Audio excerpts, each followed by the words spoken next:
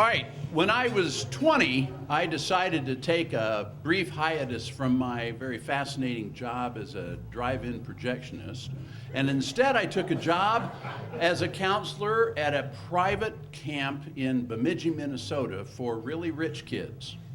And it was truly for the rich kids. This is where basically Northeastern families took their kids to spend the summer so mom and dad could go to Europe.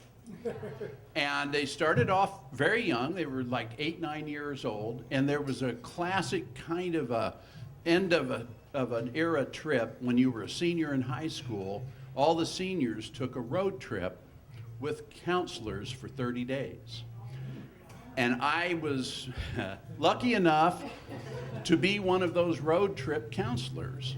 So we had 4 16-passenger vans with 4 U-Haul trailers and 38 of these kids who were all used to having servants and very entitled young men and women who, by the way, we really needed a 5th trailer just to carry all the hormones. But we didn't have it because we only had 4 vans, so they were all in the van. And we traveled really from Minnesota up into Canada and down through Yellowstone Park and then back across. When we got to Yellowstone, I should say that there were 2 married couples and 2 single guys that were the road trip counselors. So the married couples each had their own van with the kids in it. And then the single guy, his name was Boomer, believe it or not. And he drove one van, and then I drove one van. And we had many adventures. I could take many different tacks, but I'll tell you the one that was my favorite was when we got to Yellowstone, they put us in a group camping area where you could set up tents, which we did. But they said, now we've got a lot of black bear down here right now. So be sure you put all of the food and anything that smells like food in those U-Hauls. And we said, okay, we will. And we got the kids together and we said, now look, we're not messing around. You don't want a bear coming into your tent. These are big things. They're not going to leave just because you want them to. And so make sure everything that, toothpaste, deodorant, perfume, anything else that smells goes in one of these U-Hauls. Say, oh, okay, we will. And we all go to bed, and it's about midnight, 1 in the morning, and all of a sudden you can hear one of these black bears just beating the living hell out of one of these U-Haul trailers trying to get in.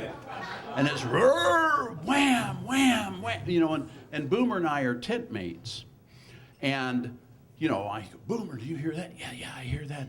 Bam, bam, roar, and boy, he sounds pissed off.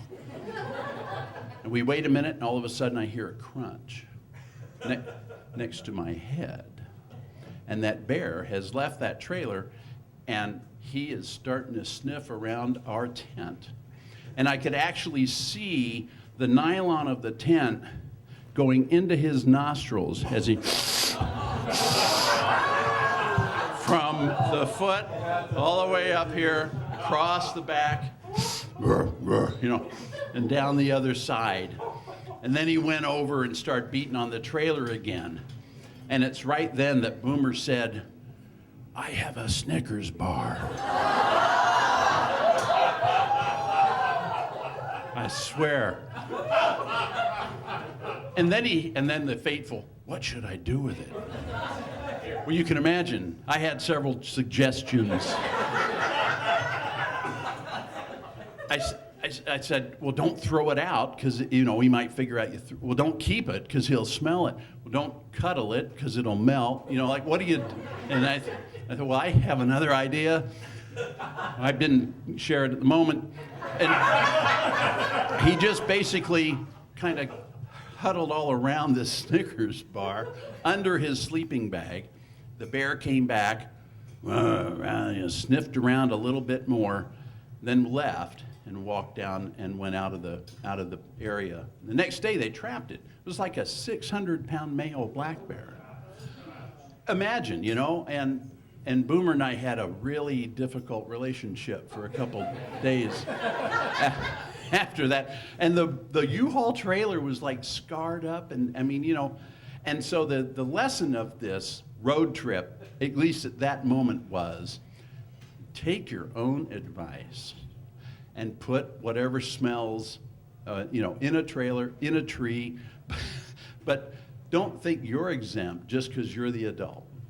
And by the way, hormones are really dangerous. And that'll be a story for another time.